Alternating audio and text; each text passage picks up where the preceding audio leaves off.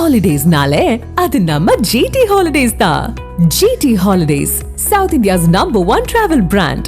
சென்னை மதுரவாயலில் கல்லூரி மாணவர்களிடையே ஏற்பட்ட மோதலில் நாட்டு வெடிகுண்டு வீசப்பட்டிருக்கக்கூடிய சம்பவம் அதிர்ச்சியை ஏற்படுத்தி இருக்கிறது. விவரங்களை செய்தியாளர் சுரேந்தரன் வழங்க கேட்போம். சுரேந்தர் வணக்கம்.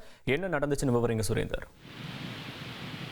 மதுரவாயில் அருகே கல்லூரி மாணவர்களிடையே ஏற்பட்ட மோதல் காரணமாக நாட்டு வெடிகுண்டு என்பது வீசப்பட்டு ஒருவர் காயமடைந்திருக்கக்கூடிய சம்பவம் இந்த பகுதியில பெரும் பரபரப்பையும் பதற்றத்தையும் ஏற்படுத்தி இருக்கிறது.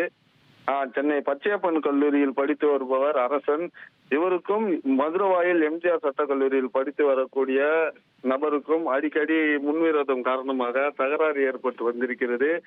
இதில் நவீன்குமார் என்பவர் பச்சையப்பன் கல்லூரியை சேர்ந்த அரசன் மீது தாக்குதல் நடத்தியிருக்கிறார். இதனால் அவர் காயமடையவே அவரது நண்பர்களுடன் சேர்ந்து அவர் அவரது வீட்டின் அருகே சென்று இது குறித்து கேட்டுள்ளார். இந்த தகராறு கடந்த 3 மாதங்களாகவே நீடித்து வந்த நிலையில நேற்று பச்சையப்பன் கல்லூரி தரப்பை சேர்ந்த மாணவர்கள் நவீன்குமார் என்பது வீட்டின் அருகே சென்று இரவு மது போதையில் 5க்கும் மேற்பட்டோர் தகராறில் ஈடுபட்டிருக்கின்றனர்.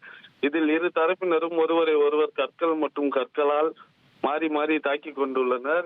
இதில் திடீரென நவீன்குமார் தரப்பை சேர்ந்த நபர்கள் ஒளித்து வைத்திருந்த நாட்டு வெடிகுண்டை எடுத்து வீசியதில் ஒருவர் படுகாயம் அடைந்திருக்கிறார். அவரை மீட்டு அரசு கீழ்ப்பாக்கம் மருத்துவமனையில் அனுமதித்து இது குறித்து போலீசார் விசாரணை செய்ததில் இருவரும் கல்லூரி மாணவர்கள் என்பதும் பச்சையப்பன் அதே போன்று எம்ஜிஆர் கல்லூரி மாணவர்கள் என்பதும் தகராறு காரணமாக தொடர்ந்து நீடித்து வந்த நிலையில தற்போது இந்த சம்பவமானது பெரும் பரபரப்பை ஏற்படுத்தியிருக்கிறது.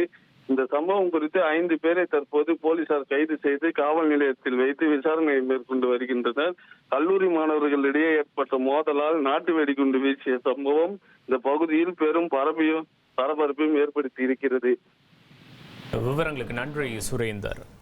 Holidays-nale, அது நம்ம GT Holidays தான். GT Holidays, South India's #1 travel brand.